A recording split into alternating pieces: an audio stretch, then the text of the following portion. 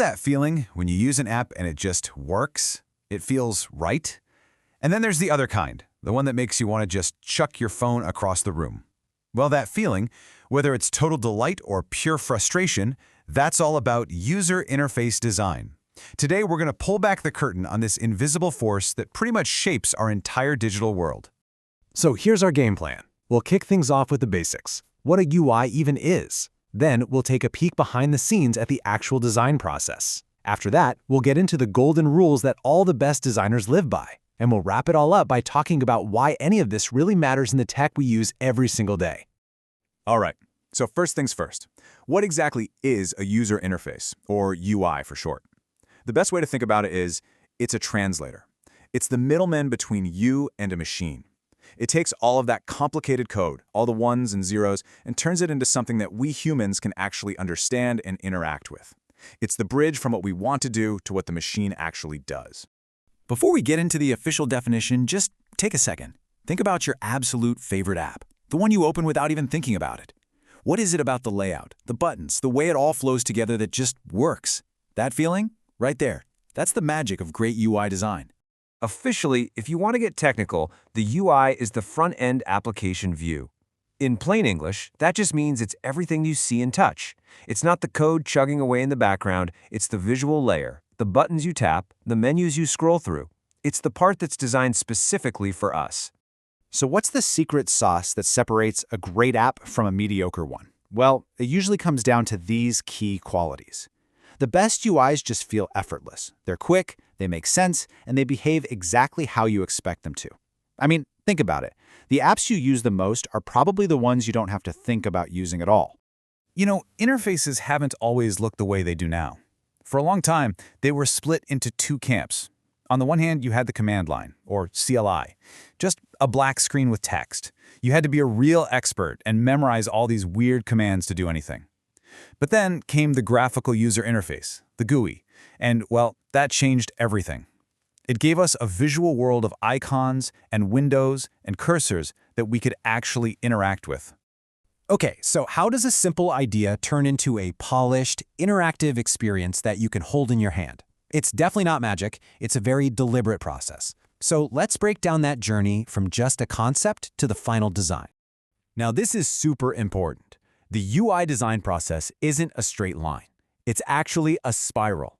This is what's known as an iterative model, which just means designers go through the same phases over and over again, refining and improving the product with every single loop. It's in a constant state of evolution. That spiral is built on 4 distinct phases. It always starts with analysis. Then it moves to design. Then comes implementation, that's where it actually gets built. And finally, there's validation, which is just a fancy word for testing it out. And then the whole cycle starts all over again. Everything kicks off with analysis. And you could argue this is the most important phase because it's all about empathy. Designers have to ask, who is our user? What's their skill level? What are they actually trying to do?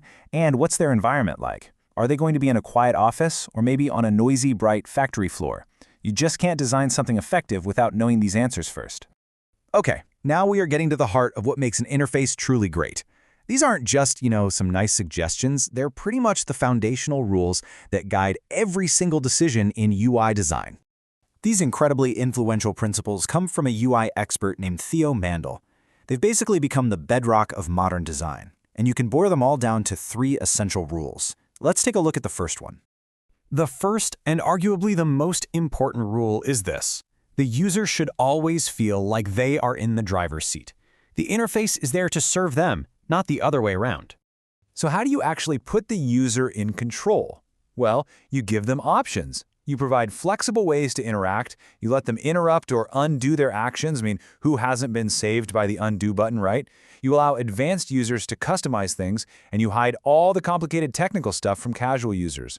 The goal is to make the user feel like they're directly manipulating the things on their screen. All right, golden rule number 2. Using an application should never, ever feel like a memory test. A person's brain power should be focused on their task, not on trying to remember how the interface works. To pull this off, designers make things recognizable instead of forcing you to memorize them. This means using smart default settings, creating intuitive shortcuts, and using visual metaphors from the real world. The trash can icon is the perfect example. You instantly know what it does. The interface should do the remembering for you. Finally, the third golden rule is to make the interface consistent. This is all about building trust and predictability. Once a user learns how something works in one part of your app, it should work the exact same way everywhere else. No surprises, no relearning. This means that inside an application, things need to look and behave the same on every single screen. And if a company makes a whole family of apps, they should all feel related. It's about building a system that users can learn once and then apply that knowledge everywhere without even thinking about it.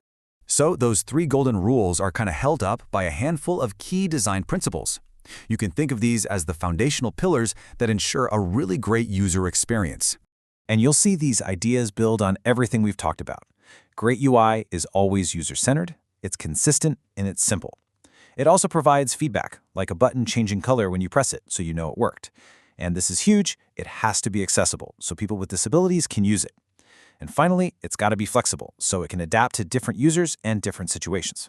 So, we've covered the what, the how, and the rules. Now, let's bring it all home and answer the most important question of all: why does any of this actually matter? And this really gets to the heart of it. A well-designed UI isn't just about making something look pretty. It's all about clarity and efficiency. It is the difference between a tangled, frustrating path and a clear, direct route to getting something done. It literally turns confusion into accomplishment. So the crucial takeaway here is that every single design choice has to answer these questions.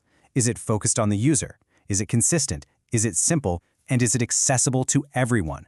When the answer to all of those is a big yes, that's when you know you've got a truly great user interface. And I'll leave you with this final thought. Go ahead and open that favorite app of yours again. But this time, look at it with these new eyes.